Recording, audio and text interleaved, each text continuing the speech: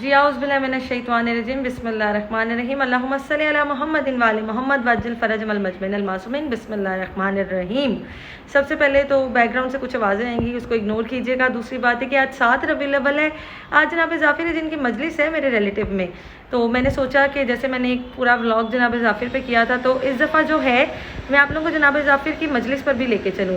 کئی لوگوں نے میرے سے پوچھا تھا جناب ظافر کہاں پر ہے، جناب ظافر کی کوئی ہسٹری، جناب ظافر کی ہسٹری آپ 14 ستارے میں بھی پڑھ سکتے ہیں، میر انیس کی زبانی بھی سن سکتے ہیں، اور اس کے بعد اگر نہیں تو پھر آپ لوگ جناب ضمیر اختر نقوی صاحب جو ہیں ان کی کتابیں کئی ساری جو جناب ظافر پہ آپ وہ بھی پڑھ سکتے ہیں، ان کے کافی سارے واقعات ہیں جو تصدیق کے ساتھ انہوں نے لکھے ہوئے ہیں، وہ بھی آپ پڑھ سکتے ہیں۔ دوسری بات ہے کہ جناب ظافر کے اپنے نام پہ بھی کتاب ہے، وہ بھی آپ پڑھ سکتے ہیں، آپ کو بی بی پاک دامن سے ایزیلی مل جائے گی۔ تو آئیے بسم اللہ جناب ظافر کی مجلس پہ چلتے ہیں۔ اچھا، لاسٹ ایئر ان لوگوں نے مجلس کروائی تھی لیڈیز کی، لیکن اس سال جینٹس مجلس ہے، تو میں کوشش کروں گی کہ موبائل اپنا کسی کو دے کے بھیجوں تاکہ وہ مجھے کور کر کے دکھا سکیں۔ تو آئیے بسم اللہ بچوں کو تیار کرتے ہیں اور جناب ظافر کی مجلس پہ چلتے ہیں، باقی وہاں جا کر ملاقات ہوتی ہے۔ یہاں پر الحمدللہ سے ہم پوری فیملی تیار تھے جناب ظافر کی مجلس پہ جانے کے لیے، اور روٹین کے مطابق رہن ضد کرتے ہوئے۔ تو آئیے بسم اللہ جناب ظافر کی مجلس پہ چلتے ہیں۔ یہاں پر جب میں پہنچی تو مجلس جو ہے وہ سٹارٹ ہو چکی تھی، لوگ آنا سٹارٹ ہو گئے تھے، حدیث قصہ وغیرہ پڑھ لی گئی تھی۔ باہر انہوں نے سنگتوں کے لیے انتظام کیا ہوا تھا، اور اندر جتنے بھی مطلب نیچے والا پورا ان کا فلور تھا وہ جینٹس کے لیے تھا، اور اوپر والا جو تھا وہ لیڈیز کے لیے۔ اچھا جی، یہاں پر جو علامہ صاحب ہیں وہ بیٹھ چکے تھے اور فضائل مولا علی علیہ السلام چل رہے تھے۔ بہت خوبصورت ماشاءاللہ ماشاءاللہ انہوں نے فضائل پڑھے، بہت ہی خوبصورت۔ اور جو جناب ظافر کا واقعہ تھا وہ مصائب میں آیا، تو میں نے مصائب جو تھے وہ پورے کور کیے تھے تاکہ جن لوگوں کو نہیں پتہ جناب ظافر کا ان کو اور اچھے طریقے سے پتہ چل جائے۔ جو لوگ مجھ پہ تنقید کر رہے تھے کہ کون ہے جناب ظافر، ہسٹری میں نہیں ہے، یہ خاص جو پارٹ ہے نا میں نے ان سب کے لیے ریکارڈ کیا تھا۔ اور ماشاءاللہ ماشاءاللہ مجلس بہت منظوری والی تھی، بہت رعب والی تھی، بہت جلالت والی تھی، اور مجلس بہت بہت بہت زیادہ اچھی تھی۔ فضائل اتنے خوبصورت تھے، اور مصائب تو پھر آپ کو پتہ ہے کہ وہ تو پھر ہوتے ہی ہوتے ہیں۔ تو آئیے بسم اللہ مجلس۔ انیس کا ببل شیر ہوتا ہے، انیس پیدا ایک ہی ہو رہی ہے، انیس کی بات ہی الگ ہے۔ ایسے ہی ہے، ایک شیر آخری جملہ ختم، بات توجہ، آخری شیر۔ میر ببر علی انیس علی کی ذوالفقار کو دیکھ کے کہتے عقیل گر ہے تو ان دو بلا سے بچے۔ اس سے پہلے 4 شعر ہیں، چاروں چھوڑ دیے، ایک شعر پڑھ رہا ہوں۔ علی کی ذوالفقار کو دیکھ کے کہہ رہے عقیل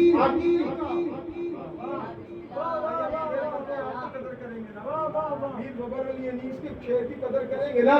کیا کہا؟ عقیل، عاقل نہیں کہا، عاقل اور ہے، ہاں عقیل اور ہے۔ عقیل گر ہے تو ان دو بلا سے بچے، حیدر کی دیکھ زہرا کی بددعا سے بچے۔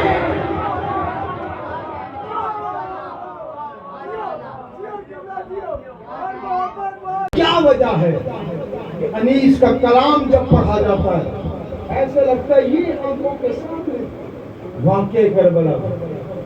انیس صرف شاعر نہیں تھے، عالم دین تھے، بچوں کو درس قرآن دیا کرتے تھے۔ ایک دن درس دے رہے تھے، درس دیتے ہوئے ایک چھوٹا سا بچہ آیا باہر سے، کہتا ہے باہر ایک مستور کھڑی ہیں آپ کو بلا رہی ہیں۔ میر ببر علی انیس درس دے رہے ہیں قرآن کا، کہا باہر ایک مستور ہے آپ کو بلا رہی ہے۔ میر ببر علی انیس نے درس چھوڑا، باہر آئے، دیکھا ایک مستور ہے، سیاہ برقع پہنا ہوا ہے، ساتھ ایک چھوٹا سا بچہ ہے۔ کہا آپ کیوں آئی ہیں؟ مجھے بلا لیتی، آپ نے کیوں زحمت کی، مجھے بلا لیتی۔ کہا نہیں، کام مجھے تھا، مجھے آنا پڑا۔ کیوں آئی ہیں آپ؟ کہا یہ میرا بیٹا ہے، میں نے خدا سے منت مانی تھی کہ اگر میرے ہاں بیٹا ہوا تو میں اسے عالم دین بناؤں گا، دین کی خدمت کے لیے وقف کروں گی۔ مجھے پتا ہے آپ بچوں کو پڑھاتے ہیں، اگر ہو سکے تو اس بچے کو بھی اس درس میں داخلہ دے دیں۔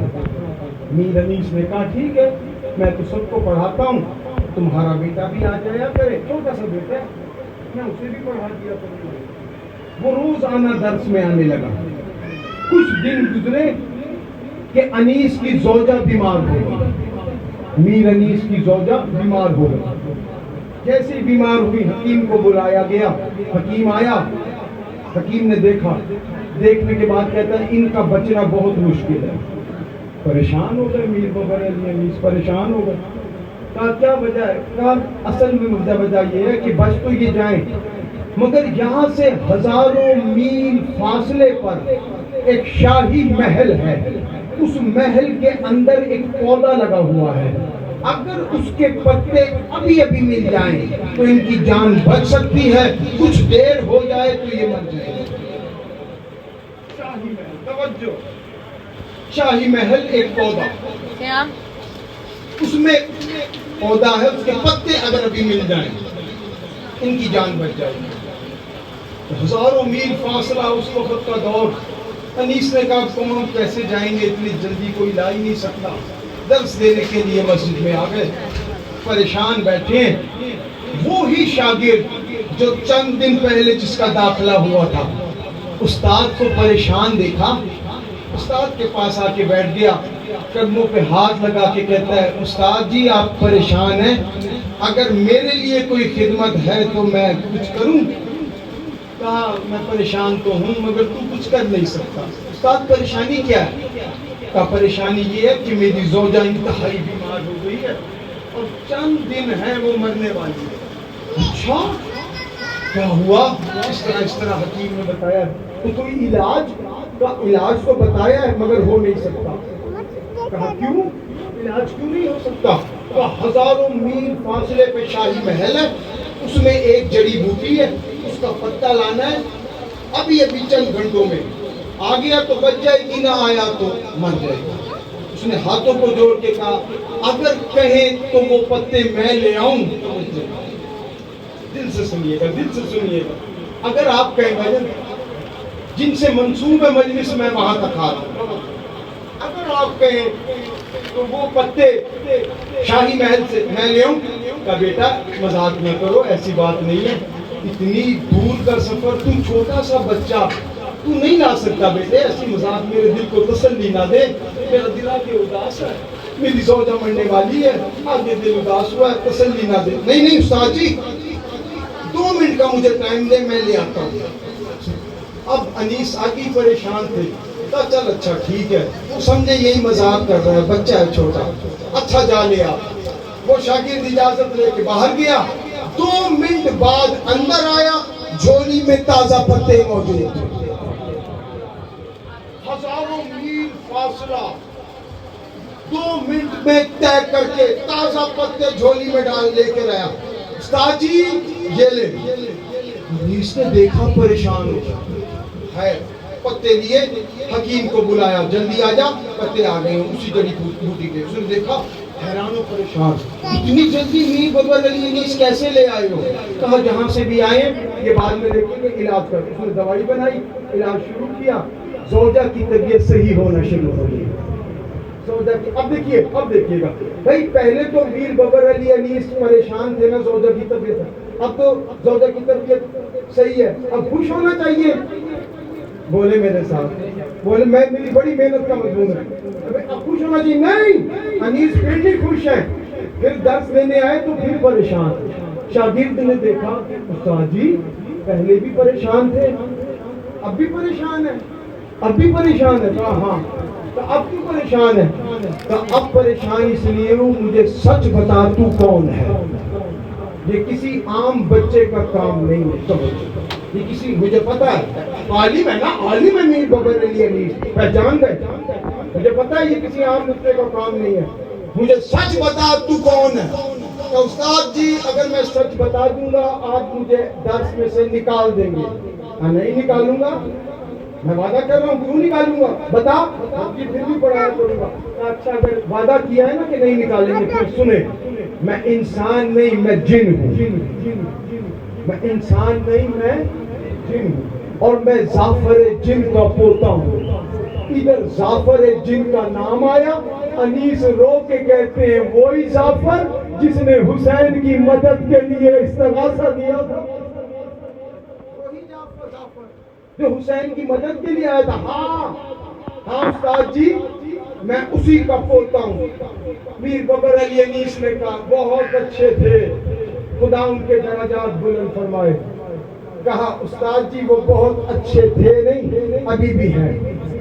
ابھی بھی زندہ ہے؟ جنوں کی عمریں بہت ہوتی ہیں بابا جی, ابھی بھی زندہ ہے؟ کہا ہاں ابھی بھی زندہ ہے. سنیے گا, جس کے دل میں کربلا ہو مسائل کی ضرورت نہیں ہوتی, وہ جملے پہ رو پڑتا ہے.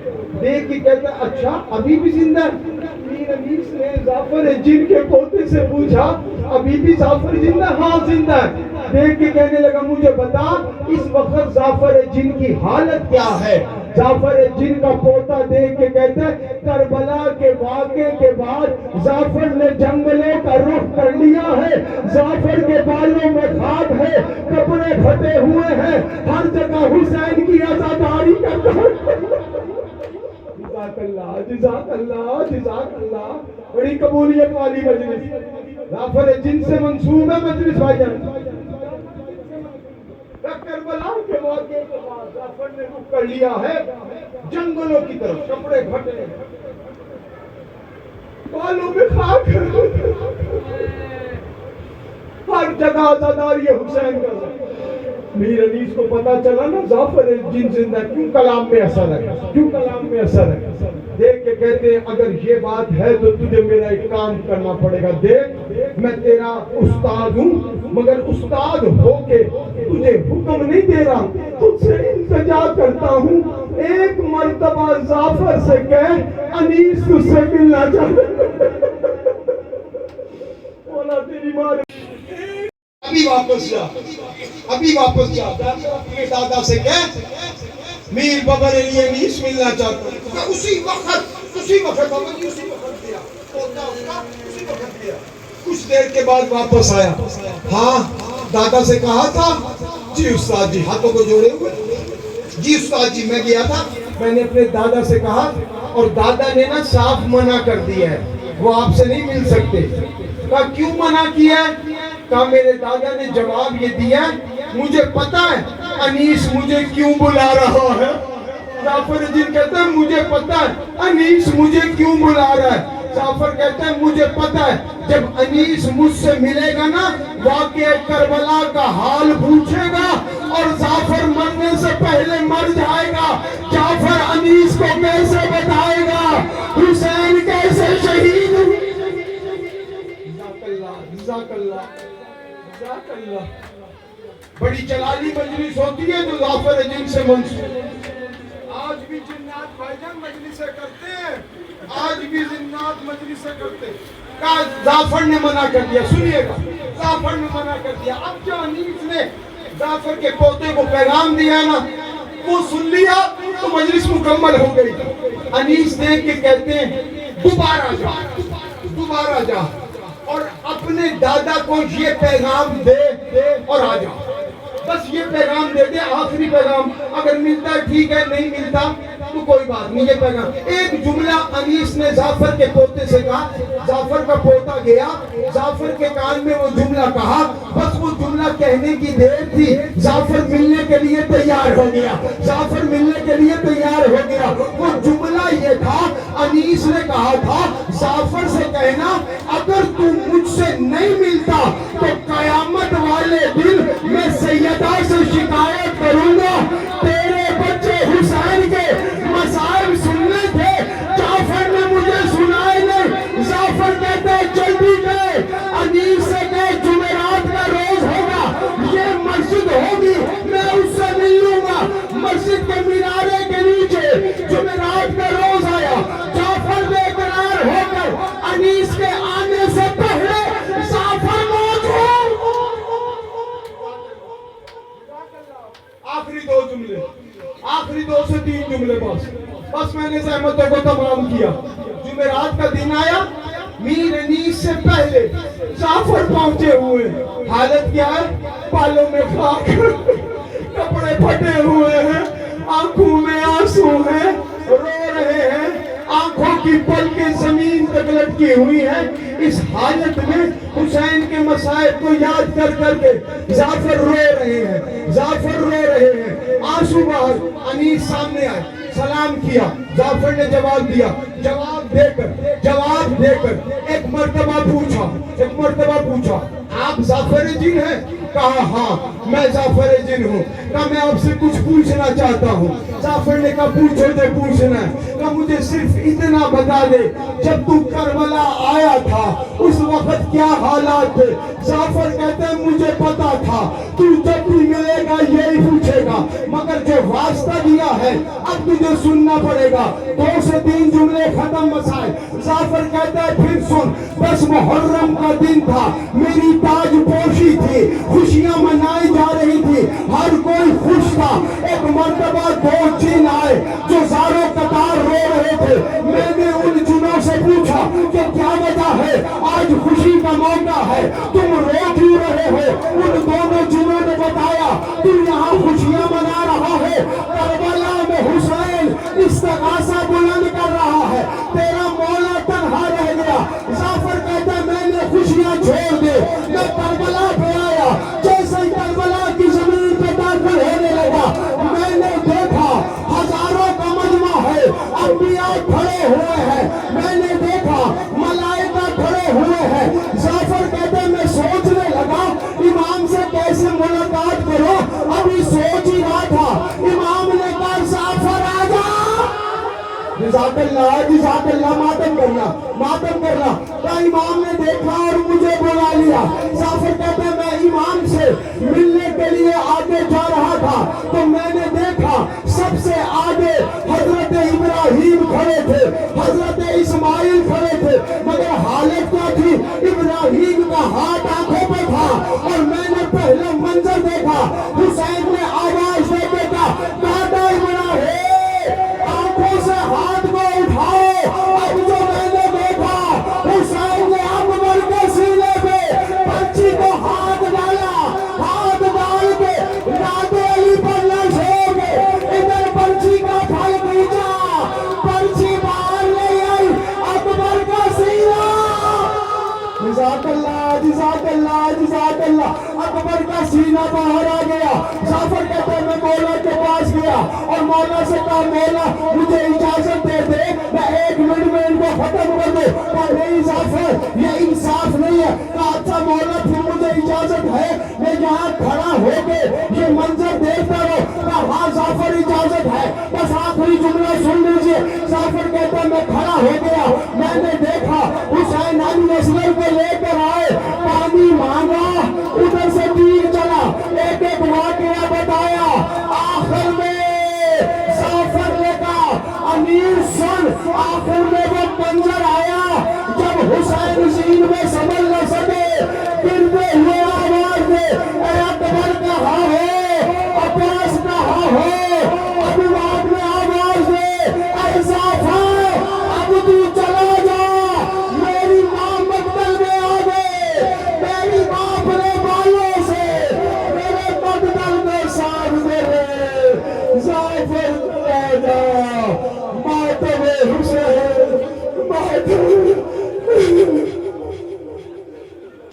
यहाँ पर मैं अपने ब्लॉग का एंड करूँगी। मैं मजलिस से वापस घर आ गई थी और मेरी ढेरों दुआएं हैं एहसान भाई के लिए और उनकी पूरी फैमिली के लिए कि उन्होंने जनाब जाफ़र की मजलिस रखी। और हमारी पूरी फैमिली जो है मेरे इन लॉज़ की यानी कि अली के जो ददियाल वाले हैं ये उनके घर में मुकर्रर थी, तो वो पूरी फैमिली जो है बहुत शौक़ व ज़ौक़ से जो है जनाब जाफ़र की मजलिस करवाती है। मौला उनके रिज़्क़ में इजाफ़ा करे। मुझे यहाँ पर इजाज़त दीजिए। वस्सलाम या अली रस्ला मदद।